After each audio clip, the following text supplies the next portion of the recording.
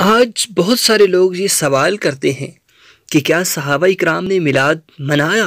तो आइए समाअत कीजिए हज़रत उस्मान रदियल्लाहु ताला अन्हु से मिलाद मनाने की असल साबित क्या है।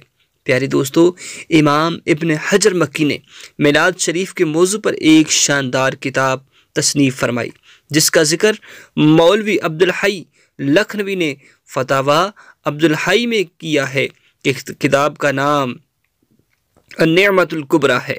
प्यारे दोस्तों, इस किताब के सफ़ा नंबर 707 पर लिखते हैं कि उस्मान रदियल्लाहु ताला अन्हु फरमाते हैं, हज़रत उस्मान ने फरमाया कि जिसने हुजूर के मिलाद पर एक दिरहम भी खर्च किया, जिसने हुजूर के मिलाद पर एक दिरहम भी खर्च किया, गोया वो ग़ज़वा बदर हुनैन में हाज़िर हुआ। सुबहान अल्लाह। और नेमतुल कुबरा को ज़रूर पढ़िए और इससे हासिल कीजिए कि प्यारे आका सल्लल्लाहु अलैहि वसल्लम की मिलाद की खुशी में हज़रत उस्मान क्या फ़रमाते हैं। सुबहान अल्लाह।